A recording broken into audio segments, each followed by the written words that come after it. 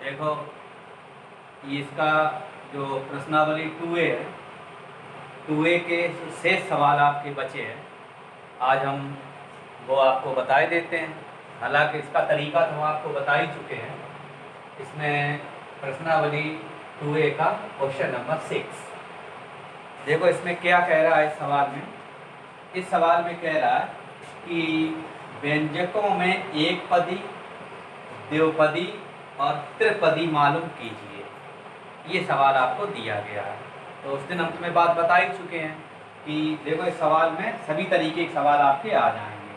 तो देखो यहाँ पे लिखा है 6 का फर्स्ट पॉइंट 10x। तो 10x जो है वो इनके बीच में कोई निशान नहीं है, प्लस और माइनस का कोई निशान नहीं दिया गया है, इसलिए इसको एक पदी माना जाएगा। इसके आगे आप लिख सकते हो एक पदी। ये एक पदी हो गया। ठीक, इसमें देखो 1 2, तो ये आपका हो जाएगा द्विपदी। द्विपदी बहुपदी। इसके बाद आता है x प्लस 1 का होल स्क्वायर। तो x प्लस 1 का होल स्क्वायर है, इसका होल वर्ग तोड़ लेंगे। तो देखो तुमने कक्षा 8 में पढ़ा होगा a प्लस बी का होल स्क्वायर। तो ये आपका होता है ए स्क्वायर प्लस बी स्क्वायर, पहले पद का वर्ग धन दूसरे पद का वर्ग और धन हो जाएगा दोनों के गुणनफल का दूना। तो इसका गुणा करोगे तो ए भी हो जाएगा और दूना करोगे तो 2ab हो जाएगा। इसी तरीके से आपको इसे समझना है। तो देखो x प्लस 1 का होल स्क्वायर, तो पहला पद यहाँ पे क्या है x, तो x का वर्ग हो जाएगा, प्लस दूसरा पद क्या है 1, तो 1 का वर्ग करोगे तो 1 का वर्ग 1 ही होगा, 1 लिख देंगे, प्लस दोनों के गुणनफल का दूना। तो x का गुणा 1 में करोगे तो x एकम x और दूना हो जाएगा 2x। तो अब यहाँ से देखो, अब ये आपके कितने पद हो गए 1 2 3, तो ये आपका हो जाएगा त्रिपद। इसको आप लिखेंगे त्रिपद। सेम देखो ये क्वेश्चन दिया गया, जिस तरीके से तुमने वर्ग इसका तोड़ा उसी तरीके का इसका भी वर्ग हम तोड़ देंगे। देखो तो यहाँ पे पहला पद क्या दिखा x, तो x का स्क्वायर हो गया, प्लस दूसरा पद क्या दे रहा 9, 9 का वर्ग करोगे तो 9 का हम वर्ग करेंगे तो ये हो जाएगा 9 गुणे 9, 9 ने 81, तो यहाँ पे हो जाएगा आपका 81, प्लस दोनों के गुणनफल का दूना। तो दूना जब करेंगे तो 9x और गुणा करेंगे तो 9x और दूना करेंगे तो 18x। तो देख लो इसमें कितने पद हो गए 1 2 3, तो ये आपका हो जाएगा त्रिपदी। त्रिपदी आपका हो जाएगा। सेम देखो इसमें भी दे रहा 1 2 3, तो ये भी आपका हो गया त्रिपदी। कितने पदी हो गया त्रिपदी, ये भी त्रिपदी हो गया। अब इसमें देखो तो ये एक पद है, तो इसको लिख लेंगे एक पदी, एक पदी। तो इस तरीके से ये सवाल आपका कंप्लीट हो जाएगा। तो इस सवाल में पूछा गया व्यंजकों में एक पदी, द्विपदी और त्रिपदी मालूम कीजिए। तो इस तरीके से आप इस सवाल को हल कर सकते हो।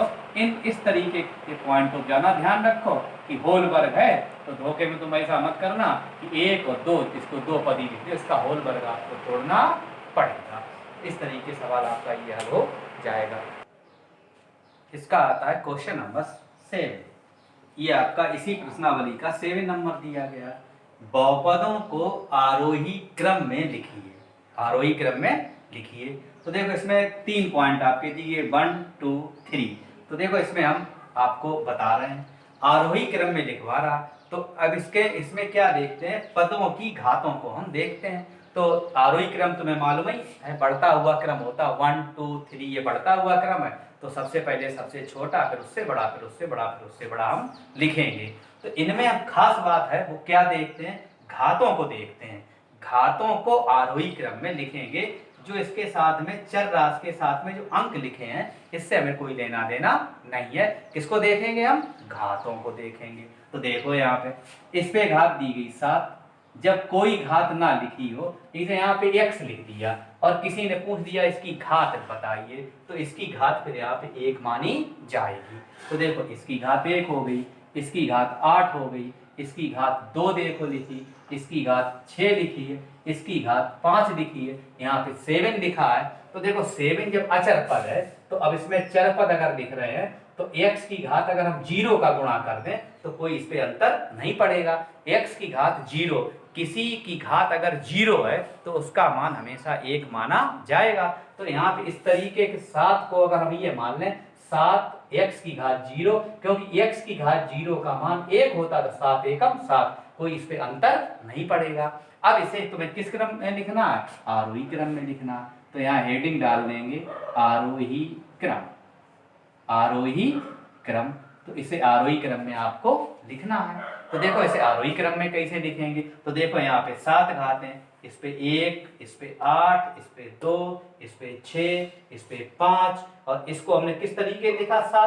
7 को आप लिख सकते हो 7x की घात 0। तो सबसे छोटा वाला पद इसमें लिखेंगे। तो सबसे छोटा पद इन पदों में कौन सा हो गया? 7। तो यहाँ लिख देंगे 7 लिख दो। मतलब याद रखना है, तो सबसे पहले आरोही क्रम जब लिखो तो अचर पद लिख दो। इसको क्या कहेंगे? अचर पद। अचर पद पहले लिख दो, फिर इसके बाद घातें देखो तो सबसे छोटी घात वाला पद यहाँ पे लिखेंगे। तो सबसे छोटी घात वाला पद तो अब ये 0 हो गया, तो 0 से बड़ा तो 1 होगा, प्लस x लिख देंगे, x लिख दीजिए। एक घात वाला हो गया, फिर 2 घात वाला लिखेंगे, -5x²। ये आगे चिन्ह का भी ध्यान रखना, माइनस है तो माइनस से ये पद आएगा। इसके बाद देखो ये 2 घात वाला लिख गया। इस लाइन में देखो 3 घात वाला पद कोई है नहीं, 2 के बाद 3 आएगा, 3 वाला पद नहीं। 4 घात वाला पद कोई नहीं है, छोड़ दो इन्हें।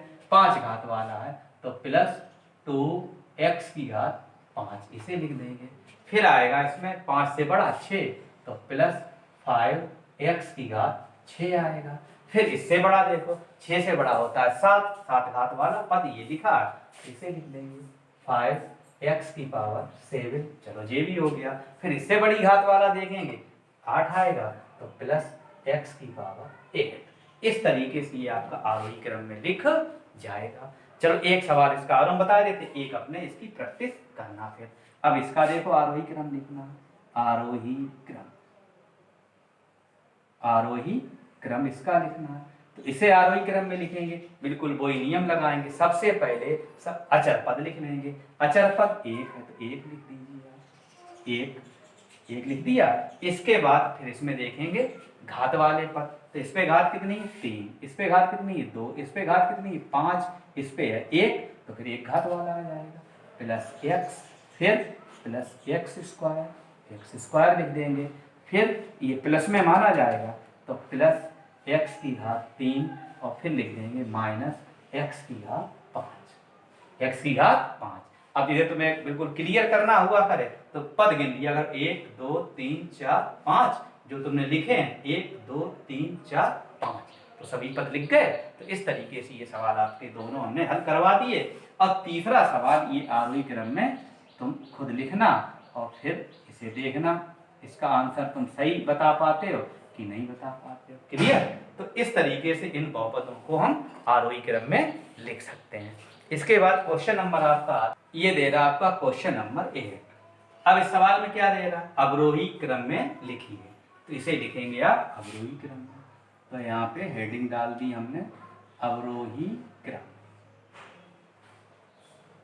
अवरोही क्रम। तो देखो अवरोही क्रम में क्या करते हैं, तो सबसे लिखेंगे सबसे बड़ी घात वाला पद। तो सबसे बड़ी घात देख लो यहाँ पे क्या है, यहाँ पे 2 है, 5 3 और 4। इसमें आपका अचर पद नहीं दिया गया, और अवरोही क्रम में अचर पद सबसे बाद में लिखा जाएगा। तो देखो सबसे बड़ी घात वाला ये, इसका चिन्ह जरूर ध्यान रखिए। तो इस पे 5 घातें हैं तो माइनस में है ये पर, तो -4x की घात 5। 5 के बाद 4 वाला पद तो ये लिख देंगे +2x की पावर 4। फिर 3 घात वाला लिखेंगे +7x की पावर 3। फिर ये वाला बचा तो 13x²। तो ये आपका कौन सा क्रम हो गया? अवरोही क्रम हो गया आपका। ठीक। अब जैसे इसमें ये सवाल दिया गया तो इसे आपको अवरोही क्रम में लिखना, अवरोही क्रम, अवरोही क्रम, इसे अवरोही क्रम में लिखना है। तो वही नियम इसमें लागू होगा। अवरोही क्रम में सबसे बड़ी घात वाला पहले लिखा जाएगा। इस पे कितनी घात है? 2, इस पे 4, इस पे 1, इस पे 3, ये 8 दिया गया, तो ये आपका 0 मान लेंगे इसे। तो अब देखो सबसे बड़ी घात 4, तो 2 बाई की घात 4, 4 से छोटा 3, तो प्लस बाई घात 3, इससे छोटा 2 लिखा हुआ, प्लस बाई घात 2, इससे छोटा 3y, तो प्लस 3y और प्लस 8। इस तरीके से ये आपका सवाल लग जाएगा। और इसका अवरोही क्रम तुम स्वयं लगा लेना। अवरोही क्रम, अवरोही क्रम, इसका आप लोग लिखिएगा, फिर इसका आंसर मिलाना। इसके बाद इसमें ये प्रश्नावली आपकी समाप्त हो गई। 2A प्रश्नावली थी बहुपद की, 2A प्रश्नावली। तो देखो सिंपल सवाल इसमें थे। आप वीडियो पढ़े हुए हैं कुछ, और इसका भी वीडियो हम डाल देंगे, तो आप इन्हें एक बार अपनी कॉपी पे इन्हें लगा लगा के देख लेना। इसके बाद इसमें अगली चीज आती है कि बहुपद की घात। बहुपद की घात तुम्हें बतानी है। एक बहुपद आपको दिया जाएगा, उसकी तुम्हें क्या बतानी है? घात बतानी है। तो ये कभी कभार 1 नंबर में सवाल पूछ दिया जाता है। तो देखो बहुपद की घात आप कैसे बताओगे? देखो इसका नियम समझो। ये मान लो इसमें ये दिया गया, ये इसी बहुपद को हमने यहाँ पे मान लिया, और यहाँ पे हम तुम्हें समझाते हैं बहुपद की घात। ये अगली प्रश्नावली के लिए है, बहुपद की घात। तो देखो ये इसकी घात अगर पूछी जाए तो ये चीज आपकी पूछ सकता है कि इसमें इस जो बहुपद तुम्हें दिया गया इसकी घात बताइए। चलो यहाँ पे एक हम अचर पद और लिख देते हैं, उससे कोई लेना देना नहीं। चलो 7 हमने यहाँ पे लिख दिया, और इस बहुपद की घात तुमसे पूछी गई है। तो देखो इसका नियम ये होता है, इसमें हम ये देखेंगे, इसमें ये पद लिखे हुए हैं 1 2 3 4 5, 5 पद लिखे हुए हैं। तो इसमें देखेंगे सबसे बड़ी घात वाला पद कौन सा है, सबसे बड़ी घात वाला पद। तो देखो इस पे कितनी घात है? 2, इस पे कितनी है? 5, इस पे कितनी है? 3, इस पे कितनी है? 4, इसकी 0 हो जाएगी। तो सबसे बड़ी घात इसकी कितनी है? 5। ये 5 घात वाला पद है, इसकी जो घातांक होगी वही इस बहुपद की घात मानी जाएगी। तो बहुपद की घात बताओ, तो यहाँ पे घात इसकी हो जाएगी 5। इस बहुपद की घात कितनी हो गई? 5 हो गई आपकी। क्लियर? ये आपकी घात इससे निकाल सकते हो। दूसरा क्वेश्चन और हम यहाँ पे तुम्हें समझाए देते हैं। जैसे मान लो यहाँ पे लिख दे 5x + 2, 5x + 2 की घात बताओ। अब 5x + 2 की घात पूछनी है, तो देखो ये चर राशि है, तो इस पे घात कितनी है? 1, तो इसकी घात हो जाएगी 1। घात बराबर इसकी घात 1 मानी जाएगी। क्लियर? अब मान लो तुम्हें सवाल इस तरीके से दिया जाए कि उसने क्या किया, x, और यहाँ लिख दिया ax² + 5। इसकी कह रहा घात बताओ, x × x² + 5 की घात बताओ। तो सबसे पहले तुम्हें करना क्या, इसका गुणा कर दीजिए। तो इस पे 1 घात, इस पे 2 घात, गुणा करेंगे, गुणा में घातें जुड़ जाती हैं। तो x की घात कितना हो जाएगा? 3। इसका गुणा इसमें करेंगे तो ये हो जाएगा 5x। अब तुम्हें पता ही चल गया, तो इसकी घात कितनी हो जाएगी? सबसे बड़ी घात देख लेंगे, तो इसकी घात हो जाएगी 3। कितनी हो जाएगी? इसकी घात 3 हो जाएगी आपकी।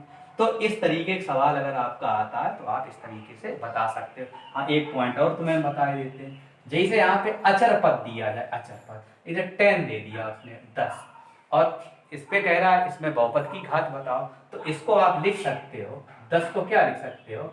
10x की घात 0 लिख सकते हैं इसे। 10 लिखा और 10x की घात 0, इसे 0 लिख सकते हो, क्योंकि x की घात 0, ये अपनी तरफ से हमने तुम्हें समझाने के लिए लिखा। x की घात 0 का मतलब होता है 1। तो देखो अगर इसका मान 1 है तो 10 में गुणे जब हम 1 करेंगे तो ये 10 ही आएगा, कोई अंतर इसमें पड़ेगा नहीं। अब इसकी घात आप बता सकते हो, तो घात इसकी कितनी हो जाएगी? 0 हो जाएगी। कितनी घात होगी? इसकी घात 0 मानी जाएगी। तो जैसे कोई भी पद दे दे, 5 दे दे, अब 5 की घात बताओ, तो क्या लिखोगे आप? 5x की घात 0, घात इसकी भी 0 मानी जाएगी। तो कल आप इसमें देखेंगे इस प्रश्नावली, इसकी अगली जो प्रश्नावली है, प्रश्नावली 2B में ऐसे ही सवाल आपके दिए गए, और इसमें बहुपदों का जोड़ना घटाना भी बताया गया है, बहुपद की घात निकालना बताया गया, तो फिर ये हम आपको अगले वीडियो में ये चीज़ हम आपको भेजवा देंगे। इन चीज़ों को आप क्लियर कर लेना।